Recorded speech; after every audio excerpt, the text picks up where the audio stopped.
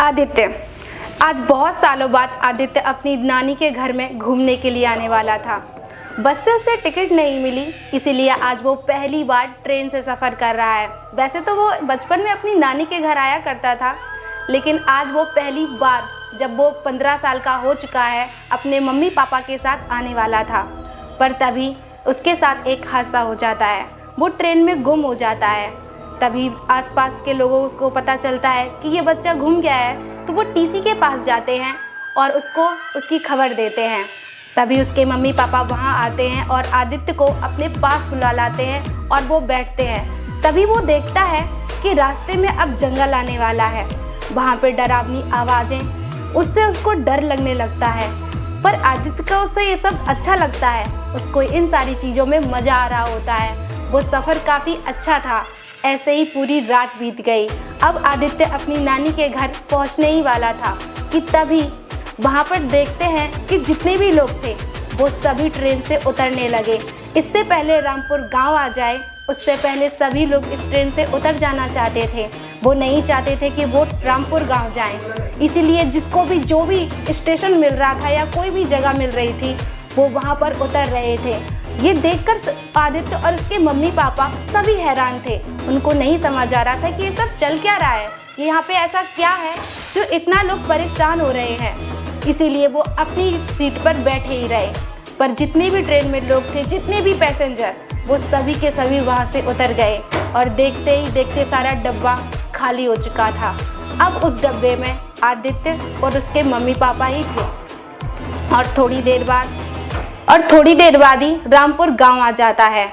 वो देखते हैं, वो ट्रेन से नीचे उतरते हैं और देखते हैं कि यहाँ पर तो कोई भी नहीं है। वो आसपास की जगह पर भी देखते हैं, पर वहाँ पर उन्हें कोई भी ऐसा इंसान नहीं मिलता कि जिसको वो कह सके कि हमें हमारे घर पे छोड़ दो, क्योंकि रात के समय गाड़ी का मिलना मुश्किल होता है इसीलिए। पर वहाँ पे उनको कोई गाड़ी नहीं मिली और स्टेशन पर भी कोई भी नहीं था। ये देखकर भी उनको बड़ा आश्चर्य हुआ कि ये हो क्या रहा है, पर उनको कुछ समझ में नहीं आ रहा होता है। तभी वहाँ पर कुछ टाइम के बाद रात के 12 बजते ही उन्हें कुछ आवाज़ें आती हैं। वो ये देखकर हैरान हो जाते हैं कि जब यहाँ कोई है ही नहीं तो आवाज़ें ये कैसी आ रही हैं।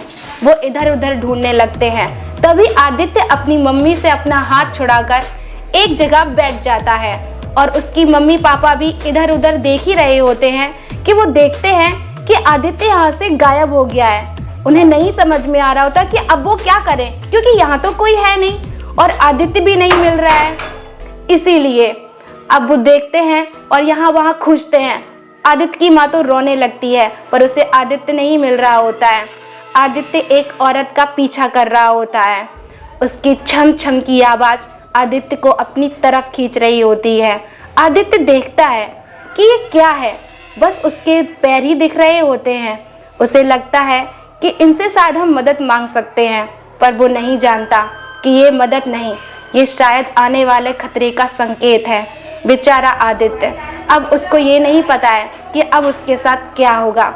आदित्य उस लड़की का पीछा कर ही रहा होता है कि तभी वो देखता है कि उस लड़की के तो पैर ही उल्टे हैं और उसके लंबे काले बाल, उसकी इतनी लंबी चोटी है कि वो आकाश में भी उड़ सकती है। उसके बड़े बड़े काले काली आँखें उसको डरा रही थी।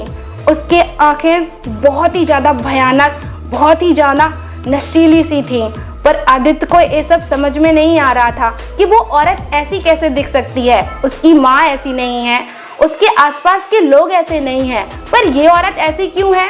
वो उसके पीछे इसीलिए चला जा रहा था। उसे नहीं पता था कि वो एक चुड़ैल है और वो उसको पीछे पीछे अपने बुला रही है। आदित्य बेचारा मासूम, उसे कुछ भी नहीं समझ थी, इसीलिए वो उसके पीछे ही जा रहा था कि तभी वो पीछे पलटकर देखती है और आदित्य उसको देखकर जो डरता है, वो उसकी आवाज़ ही नहीं निकलती। वो उसी जगह पर खड़ा रह जाता है। वहाँ उसके मम्मी पापा उसके लिए परेशान हो रहे होते हैं, पर वो उसे मिल नहीं रहा होता है। और यहाँ पर आदित्य बेचारा वहाँ पे उस चुड़ैल को देखकर खड़े रह जाता है। तभी वो चुड़ैल आदित्य के पास आती है और कहती है, क्या तुम मेरे साथ चलोगे? मैं तुम्हें इससे भी अच्छी जगह दिखा सकती हूँ। और वहाँ पर इन सारी जगहों से बहुत ज़्यादा अच्छी खूबसूरत चीज़ें होगी। यहाँ पे कुछ नहीं है, यहाँ पर तो लोग भी नहीं है, तुम यहाँ क्या कर रहे हो, तुम मेरे साथ चलो। पर आदित्य के मुंह से एक भी शब्द नहीं निकलते। बेचारा आदित्य क्या करता, वो तो कुछ कह ही नहीं पा रहा था। वो उसका डरावना सा भयानक रूप देखकर एकदम चुप खड़ा रह गया। लेकिन तभी वहाँ पर अचानक से उसके मम्मी पापा उसको ढूंढते ढूंढते आ जाते हैं। वो देखते हैं कि चुड़ैल है। वो बहुत आवाज़ें लगाते हैं कि लोग उनको बचाएं, उसके पास आएं। पर अफसोस की बात तो ये है कि उस स्टेशन पर कोई भी नहीं था, यहाँ की टीसी मास्टर भी नहीं। अब बेचारे आदित्य के मम्मी पापा क्या करते, उन्हें नहीं समझ में आ रहा था कि वो अपने आदित्य को किस तरह से बचाएं। और तब तक उस चुड़ैल ने भी आदित्य को अपने बस में कर लिया था। और आगे की कहानी देखने के लिए आप हमारे चैनल को लाइक और चैनल हमें सब्सक्राइब करें। कट